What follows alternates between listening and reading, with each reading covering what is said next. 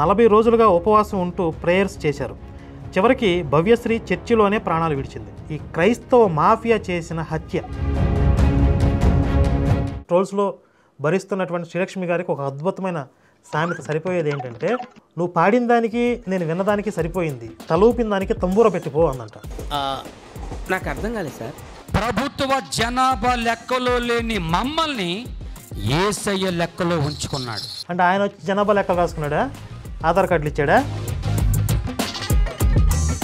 అంటే ఒక కొండ జాతి ఆచారాలు కాబట్టి అది బైబిల్లో రాయబడింది కొండ జాతికి సంబంధించి. బైబిల్ దేవుణ్ణి కొండ జాతి దేవరా అని మిగిలిన జాతులు అనుకునేవాళ్ళు.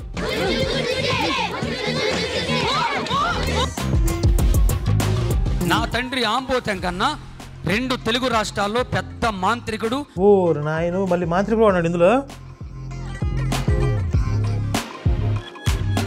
నా తండ్రి చూస్తుంటే ఒరిజినల్గా దెయ్యాలు రమ్మంటే వస్తాయి. చూసారా? ప్రభుకు సాక్షిగా 30 సంవత్సరాలకి భారతదేశంలో ప్రభు ఆడుకుంటున్నాడు. దేవుని స్తోత్రం. ఈ రోజు నిన్ను మేము బాగా వాడతాం, ఆ తర్వాత వాడుకోవడానికి ఏముండదు, మొత్తం పిండేస్తాం. దేవుడు అనబడిన ఎవరు కూడా చిన్న పిల్లల్ని బలి తీసుకోడు. పిల్లల్ని బలి తీసుకునేది ఎవడు? యెహోవా. సైకో గాడు. అవును, సైకో గాడ్. సైకో గాడు కాదు, సైకో గాడ్. కొందరు కత్తులు తీసుకొచ్చి వాళ్ళ పేకలు కోసి వెళ్ళిపోయారంట. కూసా మర్డర్ జరిగిందా? మా అమ్మ వాళ్ళు అడుగుతుంది, వాతించలేతం గురు మసి మంకడిని దేపుకుని వదుకురే వాదింగురా ఏం చెప్పినా అది కొయ్య జాతి, కొయ్య భాష. నాకు ఇది వచ్చిన భాష. మీ దేవుడు బ్రతికిస్తే నేను మీ దేవుడు నమ్ముకుంటాను అంటుండగానే యేసయ్య నా తల్లి ముందే ప్రత్యక్షమైపోయాడు.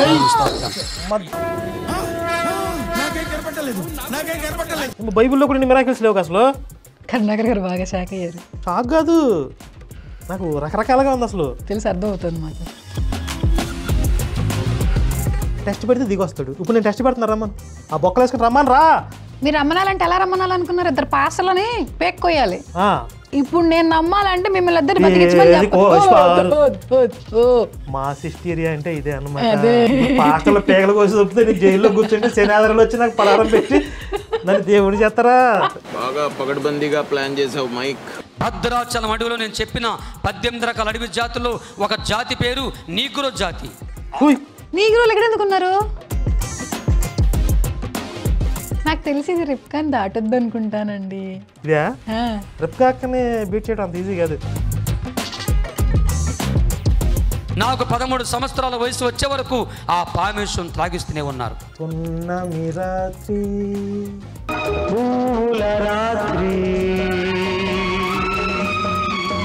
చెట్ల మీద నా ప్రయాణం. ఈ చెట్టు నుంచి ఆ చెట్టు మీదకి. అడవి సినిమా వచ్చింది చిరంజీవి. నా జీవిత చరిత్ర కొన్ని కల్పనా కథ కల్పించుకొని సినిమాలుగా బయటకొచ్చినాయి. తెలుగులో వచ్చిన చిత్ర పేరే పొన్నమి నాగని చిత్రం. ఈడు ఎంత బోకు నా కొడుకో, ఎంత లుచ్చా నా డాష్ గాడో మేము కొంచెం రీసెర్చ్ చేస్తే జస్ట్ స్వామి దిగాడు దవిడి దివిడే. అసలు ఎవిడెన్స్లు దొరికాక కరుణాకర్ గారిని అసలు పట్టుకోలేక.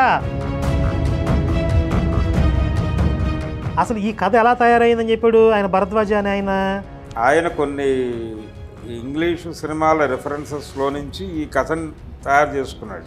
దీన్ని యూట్యూబ్లో పెట్టి ఈ నా కొడుకులు ప్రచారాలు చేయటం, కింద అల్లెలుయ ఆమెన్ తుతి మహిమ నా బొంగులో కామెంట్లు పెట్టడం. బొక్కలో పెట్టిన దేవుడు దిగొచ్చేసాడు. ఇవన్నీ మేము మర్చిపోతున్నాం అనుకుంటే మీ పొరపోటదంటారు పవన్ కళ్యాణ్. మీరు చాలా పెద్ద తప్పు చేస్తాను, మేము మర్చిపో. ఎవరిని వదలొద్దు, ఎవరిని వదలం కూడా.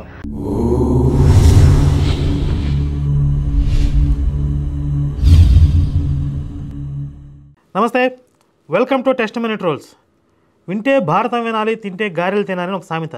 అలాగే చూస్తే టెస్టిమనీ ట్రోల్సే చూడాలని చెప్పి శివశక్తి ఫాలోవర్స్లో చాలామంది ఫిక్స్ అయిపోయారు. మేము జబర్దస్త్, బతుకు జట్కా బండి ఇలాంటి ఇతర కామెడీ షోలు అన్నీ ఆపేసి ఓన్లీ టెస్టిమనీ ట్రోల్స్ కోసం ఎదురు చూస్తున్నామని చెప్పి ఈ మధ్య చాలా కామెంట్లు వస్తూ ఉన్నాయి. మరి అలాంటి కడుపుబ్బా నవ్వించే కామెడీ షో టెస్టిమనీ ట్రోల్స్లోకి వెళ్ళిపోదాం. అయితే ఈ ఎపిసోడ్లోకి వెళ్లే ముందు ఒక ముఖ్యమైన విషయం. ఈరోజే సోషల్ మీడియాలో వచ్చింది. ఏపీ పేదరికం, మూఢనమ్మకం ఓ చిన్నారి ప్రాణాలు తీశాయి. నెల్లూరుకు చెందిన లక్ష్మయ్య, లక్ష్మి కూతురు భవ్యశ్రీ 8 సంవత్సరాలు బ్రెయిన్ ట్యూమర్తో బాధపడుతుండగా సర్జరీ చేయాలని వైద్యులు చెప్పారు. అలా చేస్తే ఆమె బతకదని పేరెంట్స్ భయపడ్డారు. దానికి తోడు డబ్బులు లేవు. ఆదూరిపల్లి చర్చిలో ప్రార్థనలు చేస్తే నయం అవుతుందని కొందరు చెప్పడంతో 40 రోజులుగా ఉపవాసం ఉంటూ ప్రేయర్స్ చేశారు. చివరికి భవ్యశ్రీ చర్చిలోనే ప్రాణాలు విడిచింది. ఎంత విషాదకరమైన వార్త అంటే 8 సంవత్సరాల చిన్న పాప అకాల మరణం చెందింది. ఇదేదో దురదృష్టవశాత్తు జరిగినటువంటి మరణం కాదు ఇది. ఈ మత మార్పిడి ముఠాలు, ఈ క్రైస్తవ మాఫియా చేసిన హత్య. ఇప్పుడు మనం టెస్టిమనీ ట్రోల్స్లో చూస్తున్నాం. ఎంతమంది ఎన్ని దరిద్రపు కొట్టు సాక్ష్యాలు చెప్తున్నారో. అలా జరిగిపోయింది, ఇలా జరిగిపోయింది, నాకు కనపడ్డాడు, ఎదురొచ్చాడు, వాటేసుకున్నాడు, కౌగులించుకున్నాడు, పాటలు పాడాడు, డ్యాన్సులు చేశాడు. ఇలాంటి దొంగ సాక్ష్యాలు విని విని విని వీళ్ళు కూడా మా పాప విషయంలో అద్భుతం జరుగుతుందని చెప్పి ఆ తల్లిదండ్రులు ఆశపడి చికిత్స చేయకుండా చర్చిలో ప్రార్థనలు చేస్తే ఆ పిల్ల చనిపోయింది. కొన్ని డబ్బులు లేవు అనేది ఒక సమస్య అనుకున్నా, ఈ రోజుల్లో ఎంతోమంది చిన్నపిల్లలకి వైద్యం అవసరం ఉంది, డబ్బులు లేవు అంటే సహాయం చేయడానికి చాలామంది దాతలు ముందుకు వస్తారు. అలాగే ఆ పాప విషయంలో కూడా కొంచెం అవసరం ఉంది అంటే ఎవరో ఒకరు సహాయం చేసేవారు. లేదా హాస్పిటల్స్ ఉచితంగా వైద్యం చేసే హాస్పిటల్స్ కూడా కొన్ని ఉన్నాయి. కానీ వైద్యం అందక చనిపోలేదు, మూఢనమ్మకాలకు బలైపోయింది. ఈ మూఢనమ్మకాలు వ్యాప్తి చేస్తున్నటువంటి దరిద్రపు కొట్టు లుచ్చా మతం ఏదైతే ఉందో ఆ లుచ్చా మతం మీద మేము ఎందుకు పోరాటం చేస్తున్నాం అనేది ఈరోజు సజీవ సాక్ష్యం. ఈ విధంగా ఎంతోమంది అమాయకులు బలైపోతున్నారు. చిన్నపిల్లలు ఉన్నారు, పెద్దవాళ్ళు ఉన్నారు. ఇలాంటి నిండు ప్రాణాలు మనం కాపాడుకోవాలంటే ఈ మత మార్పిడి ముఠాలు ఏదైతే ఈ లుచ్చా సాక్ష్యాలు ప్రచారం చేస్తున్నాయో యూట్యూబ్లో, ఫేస్బుక్లో, వాట్సాప్లో, వీటిని ఎండగట్టి ఈ దిక్కుమాల సాక్ష్యాలు చిట్ట చివరి సాక్ష్యం కూడా సోషల్ మీడియా నుండి మొత్తం వాషౌట్ అయిపోయే వరకు కూడా ఈ ఉద్యమం ఇలా కొనసాగుతూ ఉంటుంది. సరే, ఈరోజు మనం చూడబోయేటటువంటి అద్భుతమైన సాక్ష్యం ఏంటనేది ఒకసారి శ్రీలక్ష్మి గారి మాటలో విందాం. నమస్కారం కరుణాకర్ గారు. నమస్తే, చెప్పండి. ఇప్పుడు మీరు చెప్పారు కదా మూఢనమ్మకాలని, మూఢనమ్మకాలకి పరాకాష్ట ఈ సాక్ష్యాలు, అందులో ఇంకొక మూఢనమ్మకం ఇది. అన్నీ పరాకాష్ఠగానే ఉంటాయి, అంటే ఏది తగ్గేదేలే అన్నట్టు ఉంటుంది కదా. అలాగే ఉంది. అసలు ఇది మరీ దారుణం అనమాట. మేసాల గురప్ప అనే ఒక వ్యక్తి విషపు పురుగుగా మారిపోయాడు. విషపురుగు మారాల్సిన అవసరం ఏదో, సహజంగానే విషపురుగు అయి ఉంటాడుగా. తర్వాత పూర్తిగా అలా అయిపోయాడు. ముందు అలా ఉన్నాను, తర్వాత మారాను అన్నాడు, కానీ ఇప్పుడు అలా అయ్యాడు అనమాట. ఓకే. పొన్నమి నాగ సినిమా స్టోరీ ఉంది కదా, ఆ స్టోరీ ఈయనను చూసే తీశారంట. వీడిని చూసి సినిమా తీశారా? ఈ పొన్నమనాగు సినిమా ఎప్పుడు రిలీజ్ అయింది, వీడి డేట్ ఆఫ్ బర్త్ ఒకసారి లెక్కలు చూద్దాం. ఇలాగే చాలామంది సినిమాల పేర్లు చెప్పి ముఠా మేస్తే సినిమా రిలీజ్ రోజు నేను బాప్తిజం పొందాను ఇట్లాంటివి చెప్పి దొరికిపోయారు గతంలో, మనం చూసాం కదా. అలాగే ఎన్నో లూప్ హోల్స్ ఉంటాయి ప్రతి సాక్ష్యంలో, ప్రతి దిక్కుమాల సాక్ష్యంలో ఎన్నో రంధ్రాలు ఉంటాయి. మనం రంధ్ర అన్వేషణ చేయక్కలేదు, అసలు మొత్తం అది ఒక జల్లెడలాగా ఉంటుంది, అన్ని రంధ్రాలతో కూడినట్టు జల్లెడేది. సరే, ఒక విషాదకరమైన వార్తతో మొదలుపెట్టాం కాబట్టి కొంచెం ప్రారంభంలో మళ్ళీ ఈ జోష్లోకి రావడానికి ఓ సామెత చెప్పాలనుకుంటున్నాను. ఈ సాక్ష్యాలు వింటున్నటువంటి, ముందుగా విని మళ్ళీ ఇంకొకసారి ట్రోల్స్లో భరిస్తున్నటువంటి శ్రీలక్ష్మి గారికి ఒక అద్భుతమైన సామెత సరిపోయేది ఏంటంటే, నువ్వు పాడిన దానికి నేను విన్నదానికి సరిపోయింది, తలూపిన దానికి తంబూర పెట్టిపో అందంట. ఒకడు నేను బాగా పాటలు పాడతాను, ఏదన్నా జీతం బత్యం లాంటిది ఏదన్నా దాన ధర్మం లాంటిది చెయ్యమ్మా అని చెప్పి తంబూర పట్టుకొచ్చాడు, పాటలు పాడాడు. ఈ ఇంటి ఆవిడ అంది, నువ్వు పాడిన దానికి నేను విన్నదానికి సరిపోయింది, తలూపిన దానికి తంబూరా పెట్టిపో అందంట. ఓహో, రివర్స్లో ఆవిడే అడిగిందా? ఇప్పుడు నాకు మీరు జీతం ఇవ్వాలా, నేను మీకు ఎక్స్ట్రా పే చేయాలా? పాస్టర్లను అడగాలి మీరు, ఆ దిక్కుమాల సాక్ష్యాలు 2 సార్లు వింటున్నందుకు. నిజమే కదా, కరెక్టే. దశమ భాగం అడగండి. అయినా కూడా నేను కోటేశ్వరాలు అయిపోతానేమో. ఆ సాక్ష్యాలు విన్న ప్రతి ఒక్కళ్ళ దగ్గర మీరు అవి వసూలు చేసుకోవచ్చు. ఓకే. మన భారతదేశంలో ఎన్నో రాష్ట్రాలు, ఇటీవల ఏర్పడిన రాష్ట్రం పేరు తెలంగాణ. ఈ తెలంగాణలో ఖమ్మం జిల్లాలో భద్రాచలం అనే పట్టణం, భద్రాచల పట్టణానికి 79 కిలోమీటర్ దూరంలో కుంట అనే ఊరు నా జన్మస్థలం. కుంట. ఈ మధ్య వర్షం బట్టి మనం మొత్తం భద్రాచలం స్టోరీస్ తీస్తున్నాం. ఖమ్మం, భద్రాచలం ఈ ఏరియా నుంచి చెప్తున్నారు ఎక్కువ, అంటే అది కొంచెం ఏజెన్సీ ఏరియా అనుకుంటా. ట్రైబ్స్ ఎక్కువ ఉండే ఏరియా, కొంచెం వీళ్ళనే ఎక్కువగా అటువైపుగా మార్చే ఛాన్సెస్ ఎక్కువ ఉంటాయి అనుకుంటానండి. అంటే ఆ ఏరియా మీద ఎక్కువ కాన్సన్ట్రేషన్ చేశారని అర్థం. ఆ అడవిలో 18 రకాల అడవి జాతులు, 18 రకాల అడవి జాతులు. మాదొక రకమైన జాతి పేరు కోయిదొరల జాతి. కోయి జాతుల్లో చాలా రకాలు ఉన్నాయి. జాంబ కోయ, బుడబకుల కోయ, జంగల కోయ, జ్యోతిష్ కోయని. వీళ్ళందరూ సమాజం తెలిసిన వారు, నాగరిక తెలిసిన వారు. కోయదొర అనబడిన వారు మాత్రమే అడవులో తప్ప బయట సంచరించరు. అసలు లోకం తెలియదు, సమాజం తెలియదు, నాగరిక తెలియదు, కరెంటు తెలియదు, సెల్ ఫోన్ తెలియదు, సినిమాలు తెలియదు, రాజకీయం తెలియదు, వాళ్ళకి ఏమీ తెలియదు. అడవులు తప్ప ఎక్కడ తెలియదు. వాళ్ళకి ఎలా బట్టలు కట్టుకోవాలో, ఏ రీతిగా మగవాళ్ళు కానీ ఆడపిల్లలు కానీ అసలు బట్టలే తెలియదు. ఆకులు, జంతువులు, శ్రమాలు తప్ప వాళ్ళకేం తెలియదు. మీకు బాగా అర్థం కావడానికి ఒక మాట చెప్తున్నాను. దాని పేరేంటంటే, మనందరికీ ఆధార్ కార్డు ఉందా లేదా? గట్టిగా గుట్టి నోటితో చెప్పండి. ఆడు చెప్పుకుంటున్నాడు, నాకెందుకు గొప్పకండి. ఎటకారం ఎక్కువే పెళ్ళికొడికి, మామూలుగా ఉండదు అసలు. వయ్యారం అంటే సింగారం ఎరిపెక్కిందంటే అట్లా ఉంటుంది. ఇది ఎవరు? ఆధార్ కార్డు అంటే మాకు తెలియదు, రేషన్ కార్డు తెలియదు, రోడ్లు తెలియదు, మాకు అసలు ఏమీ తెలియదు. ప్రభుత్వ జనాభా లెక్కలో లేని మమ్మల్ని యేసయ్య లెక్కలో ఉంచుకున్నాడు. అంటే ఆయన వచ్చి జనాభా లెక్కలు రాసుకున్నాడా? ఆధార్ కార్డులు ఇచ్చాడా? అసలు ఏం చెప్పేది నేను చిన్నప్పుడు స్టోరీ. ఆయన చిన్నప్పుడు ఆధార్ కార్డులు ఎక్కడ ఉన్నాయి? ఎంతకాలం అయింది ఆధార్ కార్డు వచ్చి? మంచి story telling, dialogue writing skills ఉన్నాయి వీడి దగ్గర బాగా. మా జాతి పేరు కోయిదొరల జాతి. మా జాతిలో ఎన్నో ఆచారాలు, వాటిలో ముఖ్యమైనది అమాయకులు, చదువు లేదు, నాగరికత తెలియదు. అలాంటి అమాయకులు మా ప్రజలు, మా అడవిలో మధ్యలో ఒక చెట్టు ఉంది. ఆ చెట్టు అన్ని చెట్ల కంటే పెద్ద చెట్టు. ఫస్ట్ పుట్టిన ఆడపిల్లని, మగపిల్లని ఆ చెట్టుకి దాని పేరు పంచమ దేవతని పేరు పెడతారు, అడవి దేవుడని. పంచమ దేవతలంట అంటే మన పంచభూతాలేమో. ఫస్ట్ పుట్టిన ఆడపిల్లని, మగపిల్లని వాళ్ళకి తెలియక ఆ అడవి దేవుడికి బలిస్తే ఆ అడవి దేవుడు మా అడవిని చల్లగా కాపాడతాడని ఒక మూర్ఖమైన నమ్మకం వాళ్ళకు ఉంది. ఫస్ట్ పుట్టిన ఆడపిల్లని, మగపిల్లని కన్న తల్లిదండ్రులు 7 సంవత్సరాలు పెంచి ఆ పిల్లల్ని తీసుకొచ్చి అక్కడ పెట్టగానే అక్కడున్న కొందరు మాంత్రికులు ఆ పిల్లల్ని తీసుకొచ్చి ఆ అడవి దేవుడికి ముందున్న చెక్క మీద బొక్కబొరలకు పెట్టి ఒక మాంత్రికుడు వాడి బలమైన పాదంతో వాడి నడి మీద కాలేసి గట్టిగా తొక్కుతూ ఉంటాడు, ఆడి కథం లేకుండా. ఆ చిన్న పిల్లలు ఏడుస్తారు, జలపిన వాతి కురే కరిపించుకొని వాతి కురయ్యా అని ఏడుస్తారు. ఎంత ఏడుస్తున్నా విడిచిపెట్టరు. ఇంకొక మాంత్రుడు వచ్చి తాడు తీసుకొచ్చి ఆ పసిపిల్లలకు 2 పాదాలని గట్టిగా కట్టేసి ఆ తాడు తీసుకెళ్ళి ఆ చెట్టు కొమ్మకేసి రెడీగా ఉంటారు. ఇంకొక మాంత్రుడు వస్తాడు, కత్తి తీసుకొచ్చి బలమైన కత్తి లేత మెడ చిన్నారి మెడ మీద పెట్టి బలంగా నరగ్గాని ఒక్క క్షణంలో ఆ మెడ కట్టయిపోయి ఆ తలక ఎగిరి అడవి దేవుడి దగ్గర పడిపోద్ది. అలా ఫిక్స్ చేస్తారన్నమాట. అసలు ఇలాంటివి ఎక్కడన్నా జరుగుతున్నాయా? ఒక్కటి జరిగినా కూడా రచ్చరచ్చ అయిపోయేది దేశం మొత్తం. అలాంటి వీడేం చెప్తున్నాడు, ప్రతి జంట కూడా మొదటి సంతానాన్ని బలివ్వాలి అంటే ఆల్రెడీ అక్కడ వందల్లో వేలల్లో బలులు జరుగుతున్నాయని. ఇన్ని జరుగుతున్నా ఇన్ని రోజులుగా ప్రపంచానికి తెలియకుండా ఇప్పుడు ప్రపంచం నలుమూలలో ఎక్కడ ఏ మూల ఏం జరుగుతుంది, ఆఫ్రికా అడవుల్లో గిరిజన జాతుల్లో ఉన్నటువంటి ఆచారాలు సంప్రదాయాల గురించి కూడా ఇప్పుడు ఆర్టికల్స్ వస్తున్నాయి పేపర్లలో. అలాంటి మన దేశంలో ఖమ్మం జిల్లాలో భద్రాచలం పక్కన ఉన్నటువంటి గిరిజన తెగల్లో ఉన్న ఆచారాల గురించి బయట తెలీదా? అంటే తను చెప్తుంది ఏంటి, ఇప్పుడు ఆయనకు ఒక 55 ఉన్నాయి అనుకుందాం, ఆయన చిన్నప్పుడు అంటే 50 సంవత్సరాల క్రితం జరిగేవి అని చెప్తున్నాడు. 50 సంవత్సరాల క్రితం కూడా ఇలాంటి ఆచారాలు ఉండేవి అని వార్తలు ఎక్కడైనా చదవాలి, మనం చూడాలి కదా. దాని మీద రీసెర్చ్ చేసే వాళ్ళు చాలా మంది ఉంటారు. ఇప్పుడు అండమాన్ నికోబార్ దీవుల్లో ఉన్నటువంటి గిరిజన తెగల గురించి కూడా అధ్యయనం చేస్తున్నారు. అలాంటిది ఖమ్మం జిల్లాలో ఉన్న వాళ్ళ గురించి తెలీదా? తెలిసే ఉండాలి. చూడండి అసలు మొదట్లోనే వీడు ఎలా విచ్చలవిడిగా మొదలుపెట్టాడు చూడండి. వెంటనే నడు మీద కాలు తీసేస్తారు. కాలు తీసేసి వెంటనే ఆ యొక్క తాడుని కిందకి లాగుతారు. చిన్నారి పాదాలు, చిన్ని పాదాలు, 2 పాదాలు కట్టబడిన ఆ తాడు అలాగ పైగిలేసిపోతూ ఉంటుంది. ఆ తాడుతో పాటుగా చిన్నారి పాదాలు పైగిలేస్తుంటాయి. అలాంటి టైంలో ఆ పిల్లలు అల్లాడిపోతుంటారు. ఆ పిల్లల యొక్క శరీరాలు చూసి కొంతమంది దడుచుకొని పారిపోతారు.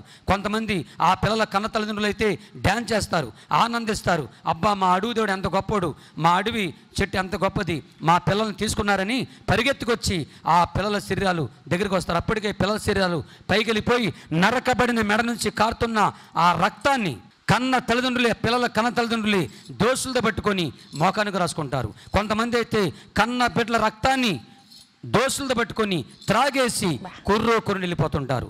కొన్ని ఇంగ్లీష్ సినిమాల్లో ఈ గిరిజన తెగల గురించి ఇలా చాలా క్రూయల్గా ఉన్న ఆచారాల గురించి చూపిస్తారు. అలాంటి ఇంగ్లీష్ సినిమా ఏదో ఒకటి చూసిచ్చాడు. సినిమాల్లో ఉందండి అసలు ఇట్లా?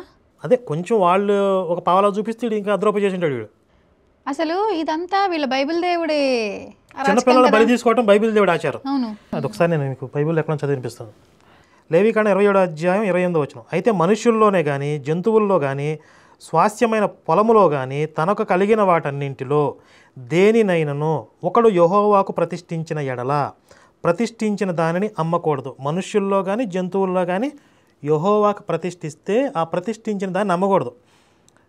మీకు పుట్టిన తొలి సంతానం నాదని చెప్తాడు యెహోవా.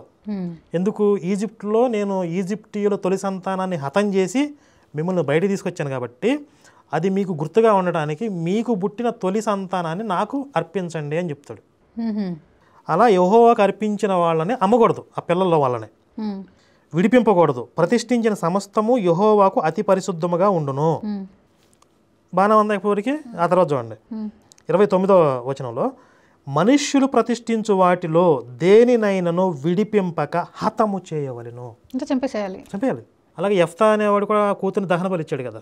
అంటే ఈ పిల్లల్ని బలి తీసుకునే ఆచారాలు బైబిల్ దేవుడికి ఉన్నాయి. ఇప్పుడు వీడు చెప్తున్నటువంటి దిక్కుమాలిన ఈ క్షుద్ర మాంత్రికలు, క్షుద్ర పూజలు ఇవన్నీ చెప్తున్నాడు కదా, ఈ లక్షణాలన్నీ కూడా బైబిల్ దేవుడికి ఉన్నాయి. అంటే ఒక కొండ జాతి ఆచారాలు కాబట్టి అది బైబిల్లో రాయబడింది కొండ జాతికి సంబంధించి. బైబిల్ దేవుణ్ణి కొండ జాతి వాళ్ళు, కొండ జాతి దేవరా అని మిగిలిన జాతులు అనుకునేవాళ్ళు. ఈ బైబిల్ దేవుణ్ణి కొండ దేవరా అని మిగిలిన జాతులు అనుకునేవాళ్ళు. నిజంగా ఈయన స్థాయి అదే అసలు. అప్పట్లో ఈయన ఒక ముఠాకి, జస్ట్ ఒక ముఠాకి, ఒక గ్యాంగ్కి కొండ దేవరా. యేసు వచ్చిన తర్వాత ప్రపంచం అంతా మార్కెటింగ్ చేశారు. యేసు శిష్యులు, అది కూడా యేసుకు సాధ్యం కాల. సో ఇప్పుడు ఎవరైతే ఇందులోకి మారి ఆ యెహోవాని యేసుని నమ్ముతున్నారో వీళ్ళందరూ ఒక కొండ దేవతను నమ్ముతున్నారు. ఆ ప్రాంతంలో, ఇజ్రాయేలు ప్రాంతంలో ఒక క్షుద్ర మాంత్రికులు ఆచరించేటటువంటి ఆ బలి విధానాలు ఆచరించిన కొండదేవరైన బైబిల్ దేవుడు. ఆ ప్రాంతంలో మా అమ్మ నాన్నకు 6 సంతానం. మా నాన్న పేరు ఆంబూతెంకన్న, మా మామ పేరు దున్నపోతులేరియా, ఇంకొక మామ పేరు బరిగోడు సాంబయ్య, మా మేనత్త పేరు ఏనుగులు గంగమ్మ, నా పేరు మేసాల గురప్ప. వీడికి అంత పెద్ద మేసాలేం లేవే. మేసాల గురప్ప అని పేరు చూడంగానే మేసాల మీద నిమ్మకాయలు మొదలు పెడతాడేమో అనుకున్నా. అవన్నీ మా ఇంటి పేర్లు కాదు, ఈ ముద్దు పేర్లు అనమాట. నా తండ్రి ఆంబోతెంకన్న 2 తెలుగు రాష్ట్రాల్లో పెద్ద మాంత్రికుడు. ఓ నాయను, మళ్ళీ మాంత్రికుడు ఉన్నాడు ఇందులో. అసలు ఈ మాంత్రికులందరూ ఎక్కడ ఉంటారు? మనకి సినిమాలో బయట ఎక్కడ కనపడరు కదా. అసలు ఆయన పిలిస్తే దెయ్యాలు వచ్చాయి, దేవతలను పిలిస్తే దేవతలు వచ్చేవాళ్ళు, వాళ్ళతో డైరెక్ట్గా మాట్లాడేవాడు. ఇంతేనా? ఆ లెవెల్ ఉంటాయా? తెలుగు రాష్ట్రాల్లోనే గొప్ప మాంత్రికుడు అంటే ఎవరికి తెలియదు. గొప్ప మాంత్రికుడు ఇంతవరకు ఎవరికి తెలియదు. రాంబోతెంకన్న మీకు ఎవరు తెలుసా? తెలుగు రాష్ట్రాల్లో ఎవరికి తెలియదు. క్షుద్ర మాంత్రిక శక్తుల్లో ఆరితేలినవాడు. నా తండ్రి దాదాపుగా ప్యాన్ అంతా అలాగే గాల్లో తేలి మంత్రాలు చదువుతూ ఉండేవాడు. ఎక్కడ తిరుగుతారు అసలు వీళ్ళు? సినిమాల్లో కూడా ఇన్ని గ్రాఫిక్స్ చూపించలేదు. అసలు ఎవరైనా అంత హైట్లో ఫ్లోట్ అవుతూ క్షుద్ర పూజలు చేస్తా ఉంటే అసలు ఎంత ఫేమస్ అయిపోవాలండి. అసలు మొత్తం బైబిల్లో పేతురు నేల మీద నడవలేక మునిగిపోయాడు. అంటే పేతురు కంటే పవర్ఫుల్ కదా. అంటే వీళ్ళ దాంట్లో సైతానే పవర్ఫుల్ అని చెప్తా ఉంటారు కదా. నా తండ్రి చూస్తుంటే ఒరిజినల్గా దెయ్యాలు రమ్మంటే వస్తాయి. చూసారా? ఇది వినకుండా అని చెప్పేసి మొత్తం ఇందులో స్వరం వెలుగు లేదా? వస్తుంది. ముందు చాలా స్టోరీ ఉందండి. స్వరము వెలుగు వచ్చేలోపు 2 సార్లు వస్తాయి. చాలా ట్విస్ట్లు ఉంటాయి ఇందులో. మీరు చెప్తుంటే నాకు ఇంట్రెస్ట్ జనరేట్ అవుతుంది బాగా, రైజింగ్. అలాంటోడు చిన్న శతే కాదు, 100 మంది తయారు చేసిన మాంత్రికుడు ఆయన. సరే, ఆయన 100 మందిని తయారు చేశాడా? 100 మందిని తయారు చేసిన మాంత్రికుడా? 100 మంది కలిసి ఈయనని తయారు చేశారా? ఈయన 100 మందిని తయారు చేశాడా? అసలు ఈ వందల మంది మాంత్రికులు ఎక్కడున్నారు అసలు? వీళ్ళ సాక్ష్యాల్లో మాత్రమే ఉంటారు వాళ్ళు. సందమోహ కథల్లో కూడా దొరకరు మనకి. నాకు 3 అన్నలు 2 అక్కలు, నేను లాస్ట్ వాడిని. ఫస్ట్ పుట్టిన మా పెద్దన్నని అట్టాగే ఆ అడవి దేవుడికి బలి చేశారు. ఇంకా నయ్యం, నువ్వు ముందు పట్టలేదు. ఆయన ఫీలింగ్ అదే గెస్ చేస్తారా? పుడితే దరిద్రం పోయేది అసలు. నేను ముందు పుట్ల నన్ను ఇచ్చేవాళ్ళు. దేవుడు చేసిన కార్యం ఏంటంటే, మా నాన్న చెప్పేవాడు, నా పెద్ద కొడుకుని వేసేసాను, నా పెద్ద కొడుకుని నరికేసాను అని చెప్తుంటే నా గుండె పగిలిపోయేది. ప్రభువా, ఎంత గొప్ప దేవుడు నువ్వు, నేను ముందు పుడితే నన్నేసుడు ఈ నుంచి కాపాడవని ఎన్నిసార్లు ఏడుచుంటాను. అంటే ఇలా గొప్ప దేవుడు ఈయన మాత్రమే కాపాడుతాడు, ఇంకో పిల్లోడు పోయాడుగా. పోయాడుగా, వాళ్ళని కాపాడ్డా. అంటే ఇంకొక పిల్లల ప్రాణం అయితే ఆయనకి లెక్క ఉండదా? ఈ మేసాల గొరప్పగేడే ఆయనకి లెక్క. మొదటి కొడుకుగా నేను పుట్టున్నట్లయితే ఆ జీవం లేని దుష్ట శక్తికి బలైపోయేవాడిని. ఇది చూడండి అసలు కాంట్రడిక్షన్. జీవం లేని దుష్టశక్తి ఏంటి? జీవం లేనప్పుడు దుష్టశక్తి ఎలా అవుద్ది? జీవం లేదు అంటే అక్కడ ఎలాంటి ఉనికి లేదని అర్థం. మళ్ళీ దుష్టశక్తి ఎలా వచ్చింది? దుష్టశక్తి అంటే ఒక ఉనికి ఉన్నట్టే. అంటే వీళ్ళు 2 రకాలుగా మ్యానిపులేట్ చేయడానికి ట్రై చేస్తున్నారు అనమాట. అవి ఒట్టివి, వాటికి ఎలాంటి పవరు లేదు అని చెప్పడానికి ట్రై చేస్తారు ఓ పక్క. ఇంకో పక్క ఆ దేవతలు దెయ్యాలో దుష్టశక్తులు అని చెప్పడానికి ట్రై చేస్తారు. అంటే వీళ్ళకే క్లారిటీ ఎలా చెప్పాలో. కొంతమందిని అలా, కొంతమందిని ఎలా మ్యానిపులేట్ చేయడానికి ట్రై చేస్తారు అనమాట. అంటే ముందున్న వాళ్ళు గొర్రెలు కాబట్టి ఎలా చెప్పినా వింటారో, ఎలా పడితే అలా చెప్తారు. అదే, కొంతమంది అలా కనెక్ట్ అవుతారు, కొంతమంది ఎలా కనెక్ట్ అవుతారు. 2 వల్ల వేద్దాం, ఏ వల్ల పడి ఆ వల్ల పడతాయి అని అంతే. చివరి కొడుకుగా పుట్టాను కాబట్టి క్రీస్తుకు సాక్షిగా, యేసుకు సాక్షిగా, ప్రభుకు సాక్షిగా 30 సంవత్సరాలకి భారతదేశంలో ప్రభు ఆడుకుంటున్నాడు. దేవుని స్తోత్రం. ఈరోజు నిన్ను మేము బాగా వాడతాం. అసలు నిన్ను వాడే వాడకం చూస్తే అసలు యేసుకే శివాలు కొట్టాలి. దేవునికి స్తోత్రం అన్నప్పుడు మీరు ఏ సంఘానికి చెందిన కొద్దిగా మీ దయ అంటే చేతులు పైగా తల్లి చెప్పండి. ఏ సంఘానికి చెందిన అంటే ఒక్కొక్క సంఘం వాళ్ళు చేతులు పైకెత్తరా, స్తోత్రం చెప్పరా? ఏమో మరి వాళ్ళల్లో వాళ్ళకి అవన్నీ విభేదాలు ఉంటాయేమో. అంతేగా అంతేగా. ఆ. వీళ్ళకి దేవుడు ముఖ్యం కాదనమాట, సంఘాలు ముఖ్యం. సంఘాల లెక్కలో ఇప్పుడు తర్వాత ఏ సంఘం వాళ్ళు ఆ సంఘం మాస్టర్గా దశంభాగాలు ఇవ్వండి అని కూడా చెప్పుంటాడు. మొత్తం నాకివ్వండి అని చెప్పాడు. మొత్తం నాకేమన్నాడా? అలాంటిదే చెప్తాడు. వెరైటీగా దశమ భాగాలు అడగకుండా వెరైటీగా అడుగుతాడండి డబ్బులు మాత్రం. ఇదొక కొత్త టెక్నిక్ అనమాట. అయితే ఈ టెక్నిక్ చూసి చాలా మంది పాస్టర్లు నేర్చుకుంటారు ఇప్పుడు. ఆల్రెడీ ఎప్పటి నుంచో ఉంది ఇది. అదేలే, తెలియని వాళ్ళు ఉంటే చూడండిరా, టెక్నిక్గా అడుగుతున్నా డబ్బులు. నేను మా అమ్మ కడుపులో ఉన్నాను, మా అమ్మ అడవులో ఉంది. ఆడ కూతుళ్ళకు చెప్పుకోలేని ఒక చిన్న జబ్బుతో మా అమ్మ బాధపడుతుండగా అలాంటి రోజుల్లో మా భద్రాసన అడవులోకి ఇలాంటి పరిశుద్ధులైన అయ్యగారులు, మీ అయ్యగారు లాంటి అయ్యగారులు, 20 మంది పాస్టర్లు పాస్టమ్మలు, ఆనాడు మిషనరీలు భద్రాచలం అడవులోకి వచ్చి మా భాష, మా అడవు భాష నేర్చుకొని దేవుడు అనబడిన ఎవరు కూడా చిన్న పిల్లల్ని బలి తీసుకోడు. అలా ఇవ్వద్దు. విన్నారుగా, చిన్న పిల్లల బలి తీసుకునేవాడు దేవుడు కాదు, ఆడు దుష్టశక్తి కదా. ఇప్పుడు ఎవరు బలి తీసుకున్నారు మీకు చదివి వినిపించే కదా. పిల్లల్ని బలి తీసుకునేది ఎవడు? యెహోవా. సైకోగాడు. అవును, సైకో గాడ్. సైకోగాడు కాదు, psycho god. Psycho god, psycho దేవుడు. ఆ సైకోగాడిని మీరు దేవుడని నమ్మొద్దని చెప్తున్నాడు గురప్పగాడు. ఇండైరెక్ట్ గా వ్యతిరేకంగా మాట్లాడుతాడు, మీకు అర్థం కావట్లా. అంటే ఇది తెలియదు, బైబిల్లో చిన్నపిల్లలను బలి తీసుకున్న విషయం ఇది తెలియదు గురప్పగాడు. లేదు, తెలిసే దాన్ని తెలీదు. ఈ చదివేస్తే కదా. అవును, ఆడు ఆ దిక్కుమాల సాక్ష్యాన్ని ప్రాక్టీస్ చేసి చేసి అప్పచెప్పేస్తాడు తప్ప బైబిల్ ఆడింది చదువుతాడు. అవును.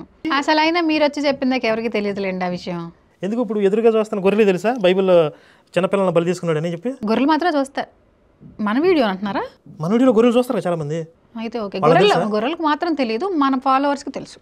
వాళ్ళు అలాగా చిన్నపిల్లలను బలి ఇవ్వకండి, ఆ తప్పు అది. చదువుకోండి, బాగుపడండి అని చెప్పి మంచి మాటలు దేవుని వాక్యము చెప్పటానికి వాళ్ళు వచ్చి అక్కడ చెప్తుంటే అక్కడ వాళ్ళకి అర్థం కాక ఇదేదో కొత్త మతంలాగా ఉంది, వింతగా ఉందని చెప్పి వాళ్ళకి అర్థంగా గలిబిలుగా అయిపోయి వెంటనే ఆ వచ్చిన పాస్టర్ని బాగా కొట్టేశారు. మంచి పని చేశారు దరిద్రులు. అంటే ఇక్కడ ఏం జరిగి ఉంటుందంటే జనరల్గా తొలి సంతానానికి ప్రతిగా మనం జంతుబలు ఇచ్చే ఆచారాలు ఉంటాయి కొన్ని చోట్ల. అంటే ఆ అడవుల్లో తొలి సంతానం పుట్టినప్పుడు జంతుబలు ఇచ్చి ఉండొచ్చు బహుశా. అది కామన్గా ఉంటుంది ట్రైబ్స్లో. ఆ జంతుబలిని వీడు నరబలు అని చెప్తున్నాడు. అంటే దాన్ని బాగా క్రూయల్గా చూపించాలి కదా. అంటే ఇంత అనాగరికమైన జాతిని మా పీసయ్య వచ్చి ఉద్ధరించాడని చెప్పాలి కదా, ఎలివేషన్ వేయాలి కదా. అందుకని వాటిని అలా మార్చాడు. దాన్ని సినిమాటిక్ లిబర్టీ లాగా మనకి టెస్టిమనీ ట్రోల్స్ టెస్టిమనీ లిబర్టీ. అయితే ఇప్పుడు ఇందులో వీడు చెప్తుంది ఒక 20 మంది పాస్టర్లు వచ్చారని చెప్పాడు. వాళ్ళకి తెలుగే స్పష్టంగా రాదు. వాళ్ళు వచ్చి రాగానే కోయి భాష నేర్చేసుకున్నారంటే 20 రోజులు అక్కడ ఉండే కోయి భాష నేర్చేసుకుని వాళ్ళకి ప్రచారం చేస్తున్నారా? మరి ఇప్పుడు వాళ్ళకి తెలిసి ఉంటుంది కదా, ఇలా ఇక్కడ జరుగుతోంది, క్షుద్ర పూజలు జరుగుతున్నాయి, పిల్లల్ని చంపుతున్నారు, వాళ్ళు బయట పెట్టాలి కదా ఇవన్నీ. వాళ్ళు గవర్నమెంట్ కంప్లైంట్ ఇచ్చేవాళ్ళు కదా వీళ్ళ మీద అటాక్ చేస్తే. అవును కదా, మరి ఎంత పెద్ద గొడవ అయ్యేది. అంటే అసలు బయట వాళ్ళని అలౌ చేయట్లేదు, అక్కడ జరిగే విషయాలు లోపల తెలియట్లేదు అంటే అనుకోవచ్చు. అంటే బయట వాళ్ళు లోపలికి వెళ్తున్నారు, వాళ్ళు చూస్తున్నారు, అక్కడ జరుగుతున్న తప్పు అని చెప్తున్నారు, కానీ బయట ప్రపంచానికి మాత్రం తెలియదు. గవర్నమెంట్కి మాత్రం కంప్లైంట్ ఇవ్వడం ఎవడు? గవర్నమెంట్కి కూడా తెలియదు, పాస్టర్లు వెళ్ళి వీళ్ళని ఉద్ధరిస్తున్నారా? చూసారా సందమా కథలు ఎట్లా ఉంటాయా? కన్న తల్లి ముందే ఒక పాస్టమ్మ గారిని బాగా కొట్టేసేసి కొందరు కత్తులు తీసుకొచ్చి వాళ్ళ పీకలు కోసి వెళ్ళిపోయారంట. మర్డర్ జరిగిందా? నేను దీన్ని మిస్ అయ్యా. అసలు నిజంగా ఒక పాస్టర్ని పీకలు కోసేసి ఉంటే కొన్ని వందల సంవత్సరాలు దాన్ని చెప్తానే ఉంటారు. అంటే ఈ గురప్పగాడు వచ్చి చెప్పేదాకా పాస్టర్ల పేకలు కోసారు ఎక్కడ విన్నారు మీరు? ఎక్కడ వెళ్ళా? అంటే ఒక్కొక్క సాక్ష్యంతో ఒక్కొక్క ఎలివేషను. వాళ్ళెవరో కాదు, నా కన్న తల్లి అన్నలు తమ్ముళ్ళు మర్డర్ చేశారు ఇప్పుడు వాళ్ళు. ఇప్పుడు వీడి మేనమామను ఉంటే వాళ్ళ మీద కేసు పెట్టాలి కదా. అవును, ఎవరు పేకలు కోసారో వాళ్ళని తీసుకెళ్ళి 4 బీకితే ఉన్నారో లేరు వాళ్ళు. ఉండుండకపోవచ్చేమో, ఏజ్ ఎక్కువ ఉండుంటది కదా. ఏం లాస్ట్ అతను కదా, అది చచ్చిపోయిన వాళ్ళనే సేఫ్ సైడ్ వాడుకుని ఉంటాడు. మా అమ్మ వాళ్ళు అడుగుతుంది, వాతించలాతుంగురు మసి మంకడిని దేపుకుని వదుకురే వాతింగురు వీళ్ళేం తప్పు చేస్తారని ఇలా కొట్టేశారంటే వాదింగురా ఏం చెప్పిన అది కొయ్య జాతి, కొయ్య భాష. నాకు ఇది వచ్చిన భాష. అప్పుడు మా అమ్మ మతం గీతం ఈ దేవుడి గురించి కాకుండా మానవత్వంతో ఆలోచించి ఆ బాగా కొట్టబడి గొంతులు కొయ్యబడిన ఆ పాస్టమ్మ దగ్గరికి వెళ్ళి ఏదైనా మంచిలు తాగుతారని చూస్తూ ఉంది. ఆ పాస్టమ్మ గారు మా కోయి భాష నేర్చుకున్నారు. మా అమ్మను చూసి ప్రాణం పోయే ఒక్క క్షణం ముందైనా యేసయ్య సువార్త ఈ అమ్మాయికి అందించాలని, ఈ అడుగు మనిషికి అందించాలని మమ్మల్ని పిలుస్తున్నారు. వాళ్ళు మస్కోట వర్రాటి జాంచే కొద్ది దగ్గర అడుగుతున్నారు. మా అమ్మ దగ్గరికి వచ్చింది. అప్పుడు వెంటనే వాళ్ళకున్న శక్తితో గట్టి కరుస్తున్నారు. ఏసే దేవుడు, యేసు నమ్మకమన్నారు. నా తల్లి పిచ్చోళ్ళలాగా ఉన్నారు. ఇప్పుడుగా మీ దేవుడు గొప్పనందుకు మామూలు కొట్టేశారు, మిమ్మల్ని నరికేసి కొట్టేశారు, చచ్చిపోతున్నారు. చచ్చిపోతూ కూడా మీ దేవుడు గొప్ప. నాకు ఆశ్చర్యంగా ఉంది. నిజంగా మీ దేవుడు గొప్పడైతే నా కళ్ళ ముందు కొట్టబడి, నరకబడి, గొంతులు కొయ్యబడి చచ్చిపోతున్న మిమ్మల్ని మీ దేవుడు బ్రతికిస్తే నేను మీ దేవుడు నమ్ముకుంటాను అంటుండగానే యేసయ్య నా తల్లి ముందే ప్రత్యక్షమైపోయాడు.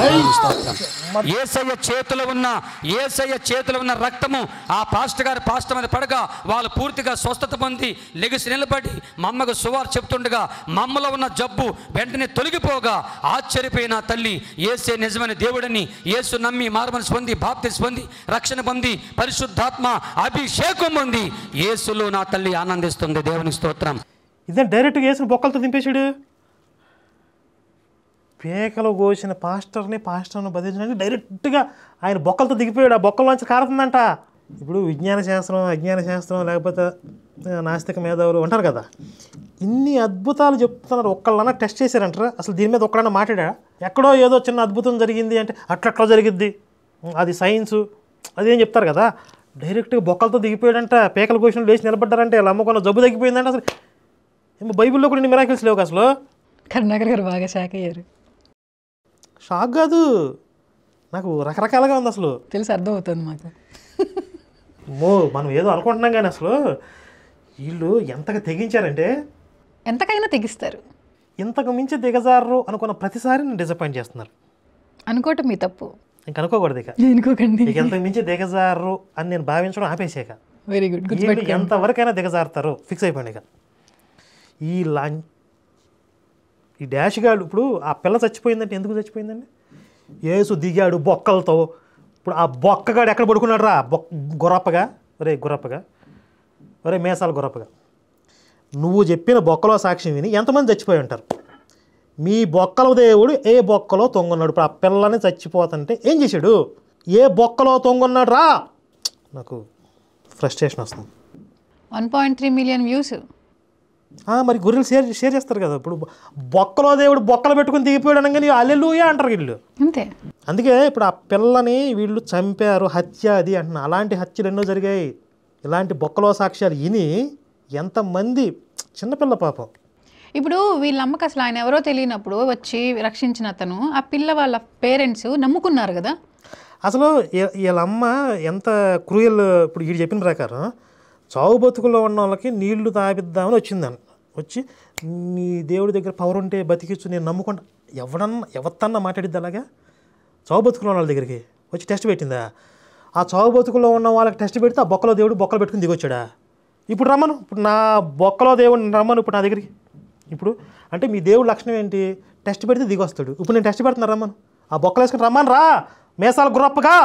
మీరు రమ్మనాలంటే ఎలా రమ్మనాలనుకున్నారు? 2 పాసలని పేక్కొయ్యాలి. ఆ తర్వాత ఇప్పుడు నేను నమ్మాలంటే మిమ్మల్ని ఇద్దరు బతికించమని చెప్పు. మా సిస్టీరియా అంటే ఇదే అన్నమాట. పాస్టర్ల పేగల కోసం చెప్తే నేను జైల్లో కూర్చుంటే శనివారాలు వచ్చి నాకు పలారం పెట్టి నన్ను దేవుడు చేస్తారా? మరి ఎవరో ఒకళ్ళు లీడ్ తీసుకోవాలండి. యెహోవా తమకు దేవుడు కాగల జనులు ధన్యులు. పిల్లల్ని బలి తీసుకునే యెహోవా కొండదేవరా. చెప్పు. ఈ రాత్రి సభకు వచ్చిన ప్రతి ఒక్కరు ధన్యులు. ధన్యమైన జీవితాన్ని యేసు నామములో ఈరోజు రాబోతుంది. Praise the lord. ఇలాంటి చిల్లర నా డాష్ గాళ్ళను పట్టుకొచ్చి ఇలాంటి లుచ్చా సాక్ష్యాలు చెప్పించి వీళ్ళ మతం బ్రతుకుతుంది అంటే ఎంత, ఇక నా దగ్గర పదాలు లేవు. అది ఎంత లుచ్చా మతం అనేది. ఇలాంటి లుచ్చా సాక్ష్యాల మీద బడి బతికేస్తున్న మతం ప్రపంచంలో ఇంకెక్కర్లేదు. నా తల్లి ఒక్కటే అడవుల్లో ప్రభుని స్తుతిస్తుండగా తెలుసో తెలియక పాస్టర్ గారు లేరు, పాస్టర్లు అందరూ వెళ్ళిపోయారు. ప్రభు నమ్మకుంది ఒక్కటే స్తుతి.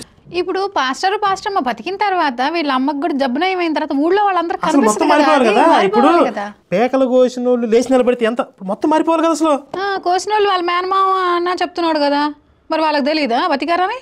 అంటే వాళ్ళు ఎవరో పాస్టర్లు వచ్చి మెల్లగా వీళ్ళ ఫ్యామిలీలో ఉన్న వాళ్ళని ట్రాప్ చేసి మతం మార్చారు. ఇలా మన మతానికి. అసలు నాకు డౌట్ అండి, అది కూడా జరగలా.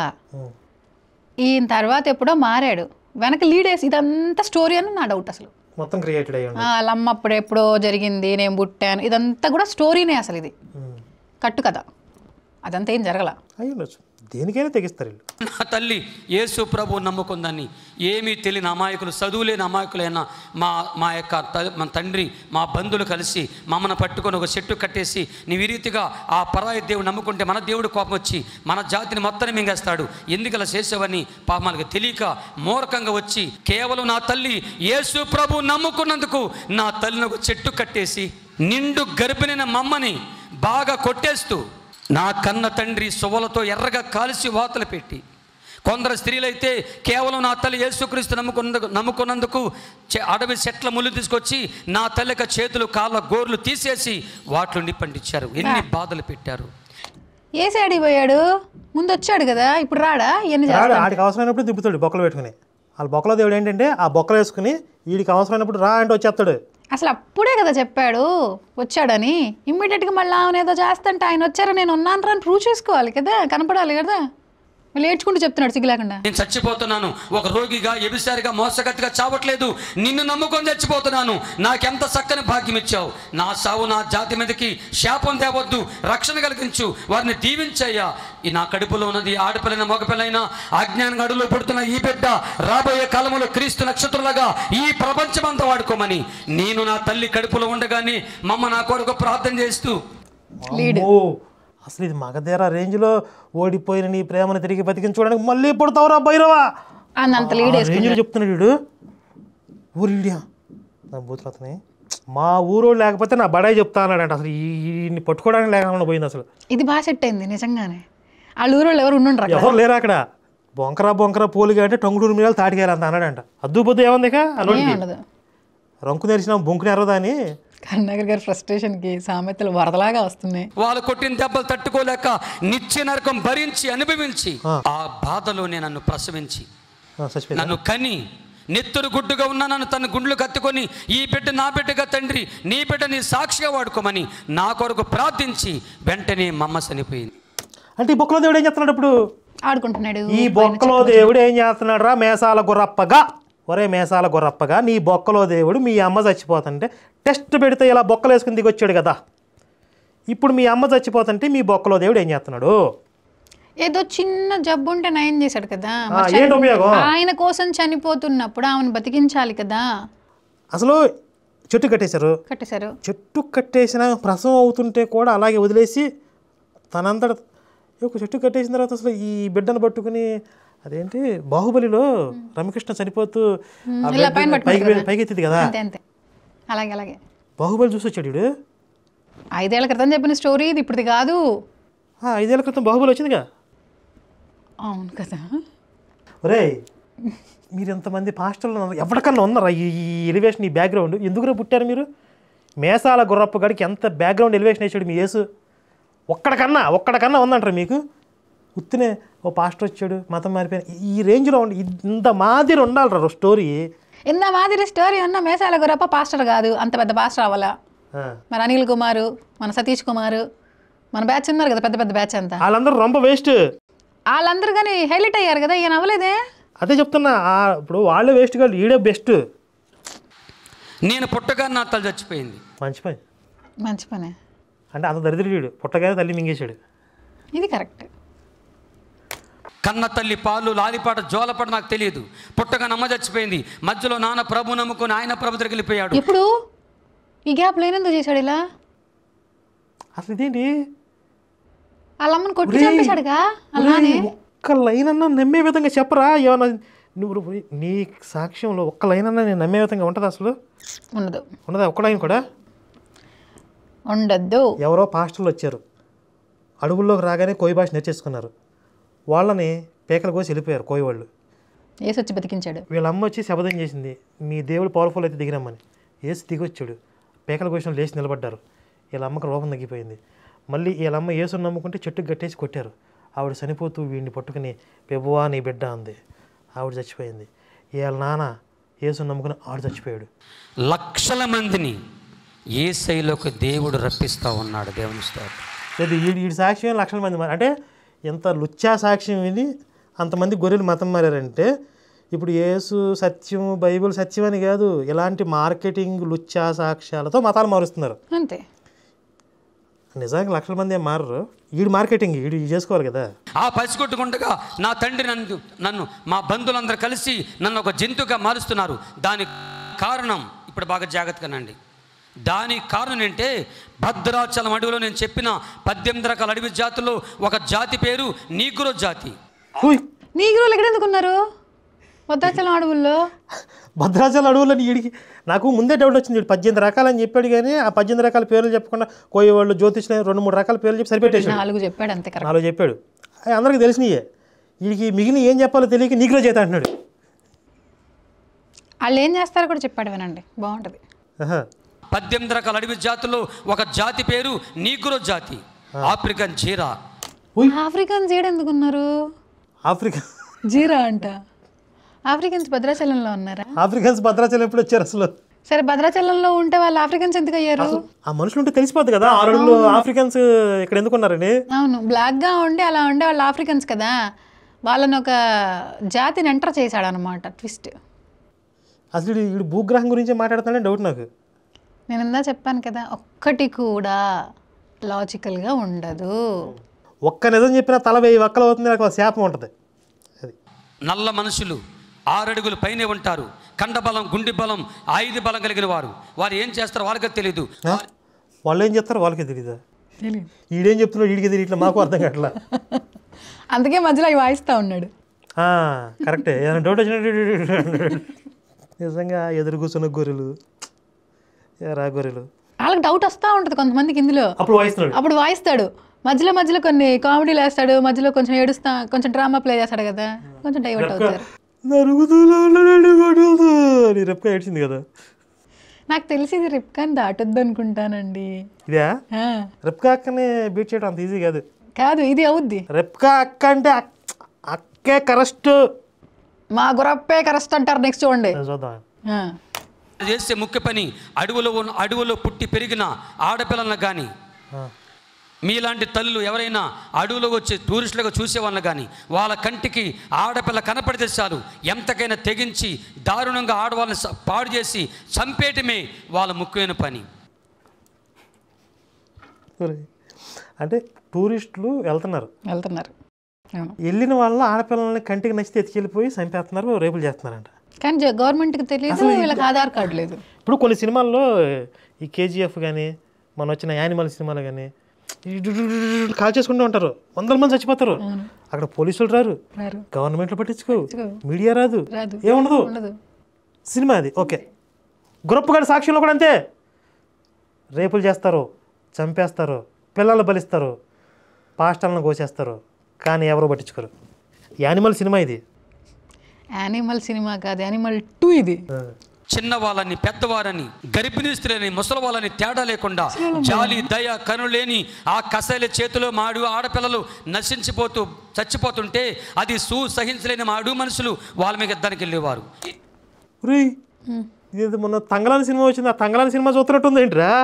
ఎప్పుడు జరిగింది ఇదంతా? అసలు భద్రాచలంలోనే, భద్రాచలం అడవుల్లో కాదు. మళ్ళీ నాకు జనరల్గా వచ్చి ఆయన పొట్టలో చేయటం పోంగ కొట్టలేదని డౌట్ వచ్చింది. ఏంటి ఇవన్నీ భద్రాచలంలోనండి? ఏంటి నీగ్రో జాతి భద్రాచలంలో ఉంటారు. టూరిస్టులను రేపులు చేసేది భద్రాచలంలోనే, తెగల మధ్య యుద్ధాలు జరిగింది భద్రాచలంలోనే. కానీ గవర్నమెంట్కి తెలియదు, భద్రాచలంలోనే. ముసలోళ్ళని కూడా చంపేశారు, గర్భిణీ స్త్రీలను కూడా. ఒరే గురప్ప, నువ్వు మామూలుడి కాదు రే. ఎందుకు మా ఆడవాళ్ళు ఏం తప్పు చేస్తారని మీరు ఇలా చేస్తున్నారని యుద్ధానికి వెళ్ళేవారు. మా దగ్గర కర్రలు, కత్తులు, చిన్న ఆయుధాలు, వాళ్ళ దగ్గర తుపాకులు, బాంబులు ఉండేవి. ఎందుకు వచ్చాయి? ఎక్కడి నుంచి వచ్చాయి? గిరిజన ట్రైబ్స్ దగ్గర తుపాకులు. వీళ్ళు ఎట్లా అసలు? వాళ్ళ మధ్యలోనే అసలు వాళ్ళకి అసలు ఏం తెలియదు అన్నారు కదా, వాళ్ళ పక్కనున్న జాతి దగ్గర ఆయుధాలు ఉండి తుపాకులు, బాంబులు ఉన్న వాళ్ళ దగ్గరికి వీళ్ళు యుద్ధానికి వెళ్తారు. అసలు ఎవరన్నా కర్రలో కత్తులు పట్టుకుని జనరల్గా అయితే వెళ్ళరండి, మరి సాక్ష్యాలు వెళ్ళొచ్చు. అసలు అలా జరుగుతున్నప్పుడు వీళ్ళకి బయట ప్రపంచం తెలియదు అన్నప్పుడు ఎవరో ఒకళ్ళ హెల్ప్ తీసుకోవాలి కదా. వీళ్ళు 2 గిరిజన తెగల మధ్య యుద్ధాలు, ఇది అసలు ఎక్కడో ఏదో సినిమా గుర్తొస్తుందా? ఈ జానపద కథల్లో జరుగుతాయి ఇలాంటివి, చెప్తా ఉంటారు ఊరికే సరదాగా. మన ఇదేంటి భైరవ ద్వీపం సినిమాలో ఇలాంటి సినిమాలు చూసాడు వీడు. నిజంగా వీడు మంచి సినిమా కథ రాయొచ్చు అసలు. చెప్పానుగా స్టార్టింగే మీకు, పొన్నమి నాగు సినిమా స్టోరీ వీడే ఇచ్చాడంట. పొన్నం నాగు కంటే ఇంట్రెస్టింగ్ ఉంది ఇది. అసలు ఏంటి పొన్నం, ఇంక 2-3 సినిమాల పేర్లు చెప్తాడు. బుక్స్ ఈయన స్టోరీని చూసి కాశ్మోరా అంట, పొన్నమి నాగంట, ఈయన స్టోరీ అని అంట వాళ్ళు రాసుకుంది. ఎప్పుడు దానికి వెళ్ళినా మా వాళ్ళు వాడిపోయి చనిపోయి వస్తూ ఉండేవారు. అప్పుడు వాళ్ళు కలిగిన ఆలోచన, ఇలాగైతే కొంతకాలానికి అడవిలో ఉన్న ఆడపిల్లలు చచ్చిపోతే అడవి జాతి రక్షించిపోద్ది. ఎలాగైనా సరే మన అడవి జాతిని కాపాడుకోవటానికి మన అడవి మనుషుల్ని జంతువులుగా మార్చి ఆ మనుషుల ద్వారా మన అడవి ఆడవాళ్ళని కాపాడుకుందామని వాళ్ళు మాట్లాడుకొని, మీ పిల్లల్ని వండి జంతువులుగా మార్చి మన అడవిలో ఉన్న ఆడవాళ్ళని కాపాడుకుందామంటే అవసరమైతే వాళ్ళు దేవతలుగా బలిస్తున్నారు, కానీ ఎట్టి పరిస్థితులు ఆ జంతువులుగా మాత్రం ఒప్పుకోలేదు. అలాంటి టైంలో నేను పుట్టాను, మా అమ్మ చచ్చిపోయింది. అప్పుడు నా తండ్రి ఆంబోతెంకన్న నన్ను తీసుకొని, ఇదిగో నా కొడుకు మీసాల గురప్ప, వీడిని ఒక జంతువుగా. చిన్నప్పుడే మీసాల గురప్ప వీడు కాదు, తర్వాత పెట్టారా మీసాల గురప్ప అని పేరు? చిన్నప్పుడు ఎట్ట పెట్టేస్తారు అసలు? ఇష్టం ఏమైనా చెప్తాడు. తయారు చేసి మన అడవిలో ఉన్న ఆడ జాతిని ఒక కాపరిగా, ఒక జంతువుగా మార్చి కొడుకు మీసాల గురప్ప ద్వారా ఆడవాళ్ళని కాపాడుకుందామని వాళ్ళు మాట్లాడేసుకొని, భద్రాచలం అడవిలో ఉన్న భయంకరమైన వనములుకులు నల్లిస్ర, తెల్లిస్ర, భూమిస్ర, మణికంఠమని, నల్లేసరా తెల్లేసరా భూమిశ్ర మణికంఠమని వనములుకులు పసరగా చేసి ఆ పసర ముందుగా నాకు త్రాగించారు. ఏంది ఇప్పుడు వీళ్ళ ట్రైబ్ని కాపాడటానికి ఈయన తయారు చేస్తున్నారా? ఇది ఎట్లా ఉంది, బద్రీనాథ్ సినిమాలాగా లేదు. దేవాలయాల మీద దాడులు జరుగుతుంటే క్షేత్రపాలకుల్ని తయారు చేసి అక్కడ కాపలాగా పెడతారు కదా. ఇది మొత్తం 4-5 సినిమాలు మిక్స్ చేసి వీడు. జాగ్రత్తగా మీరు అనాలి, మీకు బాగా అర్థమైంది. అంటే పెద్ద అబద్ధం చెప్పబోతున్నారు అనమాట. మీరు జాగ్రత్తగా వినాలంటే పెద్ద అబద్ధం చెప్పబోతున్నారని అర్థం. నల్లిస్ర, తెల్లిస్ర, భూమిస్ర, మణికంఠం అడవులో ఉన్న వనములికలు ఒరిజినల్, ఇవి డూప్లికేట్లే కాదు. ఇవి 4 కలిపి నేనే కాదు, మీరే కాదు, ఏ మనిషి అయినా త్రాగిన గంట సేపటకు అరికాల నుంచి నడినెత్తి వరకు ఈ పసర్లు అరికాల నుంచి పైకి చూపించాడు, నడినెత్తిన కింద చూపించు. ఇది రివర్స్లో ఉన్నాయి, వీడికి ఏది ఎక్కడ ఉందో అడిగి తెలియట్లేదు. ఆ తర్వాత ఎంత చచ్చిపోయే మందులు తాగినా, పాములు కరిసినా, చచ్చిపోయి విషాలు తాగినా ఆ మనిషి చావడు. పసర్ల శక్తి ఎంతకాలం మనిషి పనిచేస్తుందో అంతకాలం మనిషి బతికే ఉంటాడు. ఈ పసర్ల శక్తి ఎప్పుడు శరీరం తగ్గిపోతే అప్పుడు మనం చచ్చిపోతాడు. అందుకని ముందు నా తండ్రి, మా బంధువులు నన్ను సావనీయకుండా ఈ పసర్లు నాకు త్రాగించి, ఆ తదుపరి మా ప్రాంతంలో భయంకర పాములు, నలతరాజు, ఎర్రతరాజు, గోందరాజు, పస్తరాజు, కోడిరాజు 5 రకాల పేర్లు కలిగిన పాముల విషయాన్ని నేను పుట్టిన మొదలుకొని నాకు 13 సంవత్సరాల వయసు వచ్చే వరకు ఆ పామేశ్వరం త్రాగిస్తూనే ఉన్నారు. పున్నమి రాత్రి, పువ్వుల రాత్రి. పామేశం అంటే ఎప్పుడు నిలవన్న విషయం కాదు. అప్పటికప్పటికే నేను ఆహారం తినే టైంలో, నీళ్ళు తాగే టైంలో అప్పటికప్పుడే ఆ పామేశాలు తీసుకొచ్చి పాములు పట్టుకొచ్చి నా తండ్రి కానీ మా బంధువులు కానీ నా కళ్ళ ముందే పామును పట్టుకొని గట్టిగా దాని తల పట్టుకొని పిండుతుంటే దాని నోట్లో ఉంచి పాము విషబొట్లు పడుతూ ఉండే. ఆ పామేశం పడుతుంటే నాకేం తెలుసు, మనం ఎన్న ఎలాగ వేసుకుంటాం, నెయ్యి ఎలాగ వేసుకుంటామో అలాగ వేసేవారు. కాబట్టి అది కోబ్రా వేషం వెనలాగేసుకున్నాడు అన్నయ్య.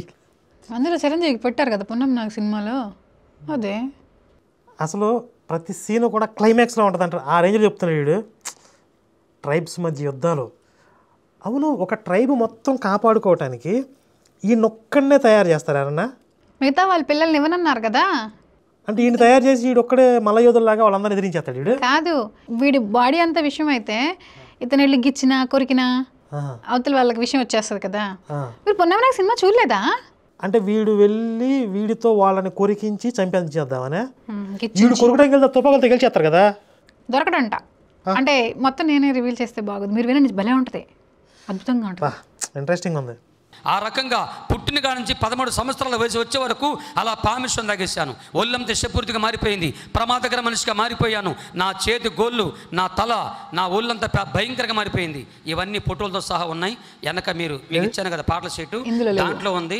వెనక పాటల నా సాక్ష్యం బుక్కులు ఉన్నాయి, అవి తీసుకోండి. అంటే సాక్ష్యాలను బుక్కులుగా అసలు ఎంతమంది సాక్ష్యాలు బుక్కులు వేస్తున్నారు చూడండి.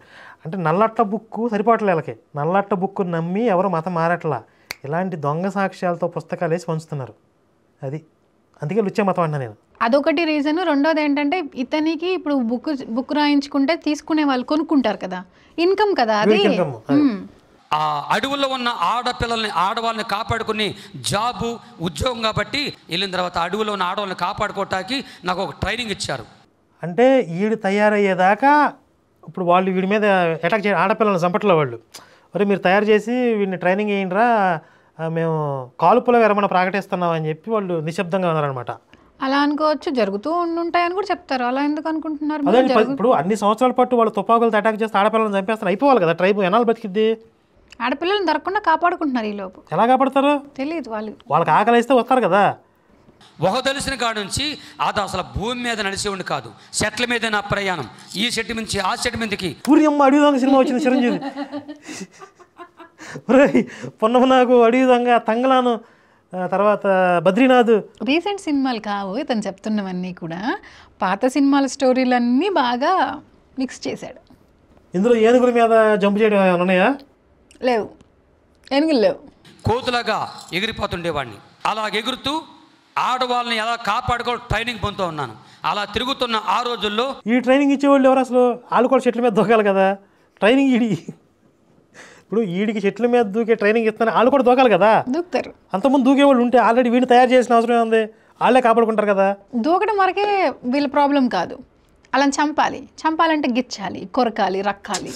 బా, ఇంత మాదిరి ఇంత ఫ్యాక్షనిస్ట్ స్టోరీలో కూడా ఇంత మజా రావట్లా, కిక్ లేదు అసలు. వచ్చే మజా అందులో లేదు అసలు. రెండు తెగల మధ్యలో ఇంత మాదిరి పోరాటం. హీరోని తయారు చేస్తున్నారు ఇక్కడ, వీడు నల్లగా మారిపోయాడు, పాము విషం తిని వీడికి ట్రైనింగ్ ఇస్తున్నారు అడవి దొంగలాగా. బా, ఇదిరా సాక్ష్యం. చెన్నై నుంచి మద్రాసు నుండి ఏబిఎం సినిమా సంస్థ వాళ్ళు భద్రాచలం అడవిలోకి వచ్చి సినిమా షూటింగ్ తీస్తున్నారు. నేను వాళ్ళకి కనిపించాను. వాళ్ళని ఫోటో తీసి ఎందుకు మనిషి ఎలా ఉన్నాడని నా గురించి తెలుసుకొని నా జీవితం ఆధారం చేసుకొని ఒక సినిమా తీశారు.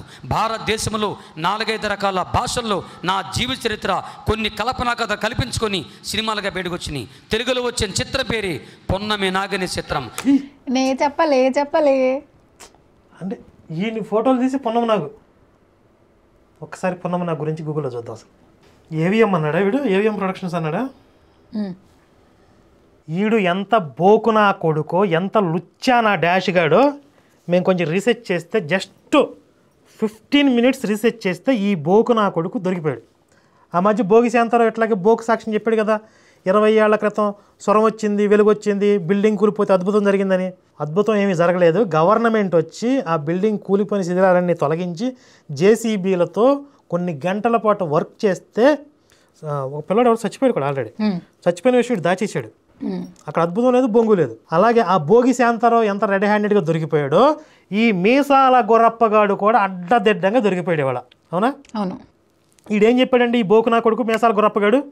ఈడేం చెప్పాడు? ఎందుకు తిడుతున్నాను అంటే మీరు మొత్తం రివీల్ చేస్తాను, అసలు ఒక రేంజ్లో ఉంటుంది. వీడు ఇప్పుడు దాకా సినిమా కథ చెప్పాడు కదా, నాకు నరసింహస్వామి పూనాడు, అసలు పూనకం వస్తుంది నాకు. స్వామి దిగాడు, దివిడే అసలు ఎవిడెన్స్లు దొరికాక కరుణాకర్ గారిని అసలు పట్టుకోలేక వీడియో మొదలుపెట్టిన దగ్గర నుంచి ఎలాగ అర్థం కావట్లే నాకు. ఇప్పుడు దొరికేవరా బిడ్డ, కాసేపు ఎంజాయ్ చేస్తున్నా ఫీల్ని, అంత తొందరగా రివీల్ చేయను. మీకు కూడా టెన్షన్ పెడతా. ఇది ఎట్లా దొరికిపోయాడో చెప్తా, రీసెర్చ్ ఎలా చేయాలో మీకు కూడా నేర్చుకొని చెప్తా. You are feeling that feel? I feeling high, very high. సరే చెప్తున్నా, రివీల్ చేస్తున్నా. ఈ బోకు నా కొడుకు ఎట్లా దొరికిపోయాడంటే, ఇప్పుడు ఈడేం చెప్పాడు, ఈడు భద్రాచలం అడవుల్లో కోతి కొమ్మచ్చలాటలాడుతూ చెట్ల మీద దూకుతుంటే ఏవిఎం ప్రొడక్షన్ వాళ్ళు వచ్చి వాళ్ళు ఇంకొక సినిమా షూటింగ్ తీసుకుంటూ వీడిని ఫోటో తీసి ఆ కథతో వీడి కథతో సినిమా చేశారు అన్నాడు కదా. తమిళనాడు నుంచి వచ్చారన్నారు కదా. అసలు ఈ పొన్నమి నాగు సినిమాకి మూలం ఏంటి, ఆరిజిన్ ఏంటి, కథ ఏంటి, కమామేషన్ కొంచెం రీసెర్చ్ చేయాలి. జస్ట్ 15 మినిట్స్ చూస్తే యూట్యూబ్లో ఒక ఇంటర్వ్యూ దొరికింది. దాంట్లో సీనియర్ జర్నలిస్ట్, ఆయన పేరు ఏదో భరద్వాజ అని పేరు ఉంది. ఆయన చెప్పాడు ఇది కన్నడ సినిమాకి రీమేక్ అని చెప్పాడు పొన్నమి నాగు అనేది. పొన్నమి నాగు ఏవిఎం వారి సినిమా చాలా పెద్ద బ్యానరు, ఆల్రెడీ కన్నడలో వచ్చిన సినిమా అది. రాజశేఖర్కి మొదటి సినిమా అది, డైరెక్టర్ రాజశేఖర్కి. దీన్ని ముందు కన్నడలో తీశారు, తర్వాత తెలుగులో చిరంజీవితో చేశారు. ఈ కన్నడ సినిమా ఏమై ఉంటుంది, original Kannada name of Punnami Nagu అని చెప్పి గూగుల్లో కొడితే ಹುಣ್ಣಿಮೆಯ ರಾತ್ರಿಯಲ್ಲಿ, ఇది కన్నడ మూవీ, అసలు ఒరిజినల్ మూవీ. దాన్ని వీళ్ళు రీమేక్ రైట్స్ కొనుక్కుని ఏవిఎం సంస్థ వాళ్ళు తెలుగులో నిర్మించారు. అసలు ఈ కథ ఎలా తయారైందని చెప్పాడు ఆయన భరద్వాజ అని ఆయన కొన్ని ఇంగ్లీషు సినిమాల రెఫరెన్సెస్లో నుంచి ఈ కథను తయారు చేసుకున్నాడు. పున్నమి నాగు కథ ఏంటంటే ఒక మనిషిని నాగుపాముగా మార్చొచ్చా. మనకి విషకన్య అనే ఒక కాన్సెప్ట్ ఉంది. విషకన్య అనే క్యారెక్టర్ ఎక్కడ కనిపిస్తుందంటే చాణక్య చంద్రగుప్త పాత్రల మధ్య కనిపిస్తుంది. రాక్షస మంత్రి అని నందరాజుల దగ్గర మంత్రిగా ఉన్న ఒక ఆయన ఉంటాడు. వీళ్ళిద్దరి మధ్య ఒక యుద్ధం నడుస్తూ ఉంటుంది. ఆ యుద్ధంలో నందవంశ సమూల నాశనం కోసం చాణక్యుడు ప్రయత్నం చేస్తూ ఉంటాడు. అప్పుడు చంద్రగుప్తుడిని చంపడం కోసం ఆయన ఒక విషకన్యను తయారు చేస్తాడు. దాన్ని ప్రయోగిస్తారు. ఇట్లా మనకు విషకన్య అనే పాత్ర ఒకటి రిఫరెన్స్ ఉంది, చారిత్రకంగా కావచ్చు పౌరాణికంగా కావచ్చు. అయితే ఇలా ఒళ్ళంతా విషమయమైపోయిన ఒక మనిషి ఉంటే వాడంతా హార్మ్ఫుల్గా ఉంటాడు సొసైటీకి అనే ఒక ఐడియా. ఆ ఐడియా నుంచి జనరేట్ అయింది ఈ సినిమా కథ, పున్నమి నాగు కథ.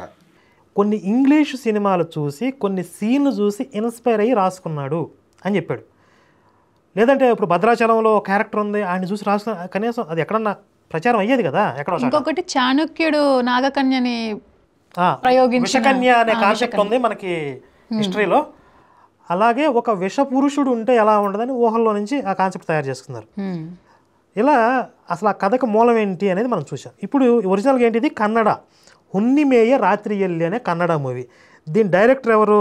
రాజశేఖర్. దీని ప్రొడ్యూసర్స్ ఎవరు? కన్నడలో production by RM Subrahmanyam, Radha Narayanan, Jalaja Shanmugam. వీళ్ళు ప్రొడ్యూసర్స్, ఏవిఎం సంస్థ కాదు. బ్యానర్ పేరు కూడా చెప్పండి. బ్యానర్ పేరు కూడా ఉంది కింద. Production company Sridevi Priya creations. కన్నడలో శ్రీదేవి ప్రియా క్రియేషన్స్ అనే కంపెనీ, ఆ ప్రొడక్షన్ కంపెనీ వీళ్ళు ఆ కథ తయారు చేసుకుని సినిమా తీస్తే దీనికి written by Narendra Babu. Dialogues రాసింది ఎవరు? Narendra Babu. Directed by Rajasekhar. Screenplay by Rajasekhar. Story by Rajasekhar. వీళ్ళ దగ్గర నుంచి ఏవిఎం సంస్థ తెలుగులో రీమేక్ రైట్స్ కొనుక్కుని వాళ్ళు పున్నమి నాగం తీశారు తప్ప భద్రాచలం ఈడు కోతి కొమ్మ చిలాటలు చూసి సినిమా తీయలేరు. ఈ నా బొచ్చున కొడికి ఇవన్నీ తెలియక అసలు పున్నమి నాగంటే డైరెక్ట్గా తెలుగు ఒరిజినల్ సినిమా అనుకుని పున్నమి నాగుతో లింక్ పెట్టి వీడు కథలు లేచాడు. చూసారు ఎంత దుర్మార్గం ఎక్కడ ఉంటుందా? దీన్ని యూట్యూబ్లో పెట్టి ఈ నా కొడుకులు ప్రచారాలు చేయటం, కింద అల్లెలుయ ఆమెన్ తుతి మహిమ నా బొంగులో కామెంట్లు పెట్టడం, బొక్కలో పెట్టిన దేవుడు దిగొచ్చేసాడు. ఇంతకు మించి తిట్టడానికి నాకు మనస్కరించట్లేదు. తమ్ము కూడా ఎలా పెట్టారు అనుకున్నారు? వీటికి చిరంజీవి పెట్టి పున్నమి నాగు సినిమా వీణ నుంచే వచ్చింది అన్నట్టుగా పెట్టారు. అదే అంటే ఈ బొక్కలో వీడికి బొక్కలో దేవుడు చెప్పాలి వీడికి, ఎవరైనా నువ్వు తప్పు చెప్తున్నావురా దొరికిపోతావురా అని చెప్పి ఈ రోజు వస్తాడు కరుణాకర్ గడు వస్తాడు నా నీకు తాట తెత్తన తెలియాలి కదా అడిగి. నన్ను వాడుకున్నాడు బాగా అంటున్నాడు కదా, నేను వాడతా చూడు. ఇప్పుడు నా వాడకం మామూలుగా ఉండదు. నా బట్ట చూసారా దొరికిపోయాడు. పున్నమి నాటి పురుషుడు అమావాస్య నాటి ఆడపడుచు దొరికిపోయాడు అడ్డదిడ్డంగా. పున్నమి నాటి పురుషుడు అమావాస్య నాటి ఆడపడుచు. ఎలా దీన్ని మేము ఎలా అంత దిక్కుమాలి కథ చెప్పినప్పుడు మీకు ఈ సామెత అబ్జెక్షన్గా ఉందా? అబ్జెక్షన్గా లేదు, దీన్ని డీకోడ్ చేసి మాకు వినిపిస్తే మేము కూడా దాన్ని తెలుసుకుందామని అంతే. పున్నమి నాడు పురుషుడు అమావాస్య నాడు ఆడపడుచు అంటే యాషగడే నాడు అర్థం. ఓ అంతేనా? ఓకే. అమావాస్యలో ఆడదాని వేషం వేస్తున్నాడు, పున్నమి రోజు పురుషుడు వేషం వేస్తున్నాడు. చూసారా ఎంత లుచ్చా సాక్ష్యాలు. ఆ రోజు భోగిశాంతరం అడ్డంగా దొరికిపోయాడు, ఈరోజు మేసాల గ్రప్ప కూడా దొరికిపోయాడు. మనం వీళ్ళు ఏదో కొన్ని క్లూస్ ఇస్తున్నారు, లేకపోతే కథ చెప్తున్నారు, ఆ కథలో లూప్ హోల్స్ పట్టుకుని కొంచెం అట్లా ఎంక్వైరీ చేసి దొరికిపోతున్నారు. వీళ్ళు అనవసరంగా చర్చిలో చెప్పుకునే సాక్ష్యాలు చర్చిలో చెప్పుకోకుండా యూట్యూబ్లో పెట్టి వీళ్ళ బొక్కలన్నీ బయట పెట్టుకుంటున్నారు. చాలామంది అట్లా సినిమాల పేర్లు చెప్పి దొరికిపోతున్నారు ఏంటి? అవును కదా, వాళ్ళకి తెలియట్లేదు అనుకుంటా. సినిమాల పేర్లు చెప్తే ఇలా దొరుకుతారు అన్న కాన్షియస్నెస్ వాళ్ళకి లేదు. అంటే సినిమాల పేరుతో అట్రాక్ట్ చేద్దామని చూస్తున్నారు జనాలు ఈజీగా ఆకర్షించవచ్చు కదా సినిమా పేరు చెప్తే. అలా సాక్ష్యాన్ని బాగా పబ్లిసిటీ చేసుకోవచ్చు అనే ఆశతో సినిమాలు చెప్తున్నారు. ఆ సినిమాలో కొంచెం ఇప్పుడు మన హిస్టరీ చూడగా దొరికిపోతున్నారు. కానీ ఈ టెస్ట్ మనీ తర్వాత ఎవరు సినిమాల పేర్లు చెప్పరేమో సాక్ష్యాల్లో. ఇంకా చెప్పరేక అసలు సాక్ష్యాలు చెప్పడానికి వచ్చబడాలి వాళ్ళకి, సినిమాల పేర్లు కాదు. సాక్ష్యం చెప్పాలంటే మీకు కారి దాగండి అందరికి గారి. ఈ ఎపిసోడ్ ఎక్కడ ఆపుదాం, ఎందుకంటే చాలా ఇంపార్టెంట్ పాయింట్. మళ్ళీ తర్వాత మనం ఇంకొక పాయింట్ ఎత్తుకుంటే డైవర్ట్ అయిపోద్ది. ఈ మేసాల గుర్రప్ప నా కొడుకు నా బట్ట ఎంత అబద్ధాలు అల్లి పొన్నమనాగు సినిమాని కాపీ కొట్టి కథ చెప్పాడు. ఈ లుచ్చా బోకు డాష్ గాడు చెప్పిన కథని వీళ్ళు ప్రచారం చేసుకుని బతికేస్తున్నారంటే ఈ లుచ్చా మతం ఎన్ని అబద్ధాల మీద నిర్మితమైంది. ఈ అబద్ధాలు నమ్మి మనం ముందు చెప్పుకున్న చిన్న చిన్న పిల్లలు చచ్చిపోవటం. అవును, ఇవి చూసే కదా మరి వీళ్ళందరి చావుకి కారణాలు ఇవే, వీళ్ళ సాక్ష్యాలు. ఇది ఈ లుచ్చా మతం బట్టలు ఒప్పదేస్తా నేను. దీని సంగతి తేలుద్దాం. ఇవన్నీ మేము మర్చిపోతున్నాం అనుకుంటే మీ పొరపోటదండి పవన్ కళ్యాణ్. వదిలిపెట్టాం, లెక్కలు తెలుస్తాం. చి ఈ మతం మీద నాకు విరక్తి కలిగిందండి. మీకేమైంది? మాటలు లేవు, మాట్లాడుకోవడానికి ఏం లేదు. మళ్ళీ ఎపిసోడ్లో మళ్ళీ వేసుకుందాం, మళ్ళీ కలుద్దాం. జై శ్రీరామ్, భారత్ మాతాకి జై.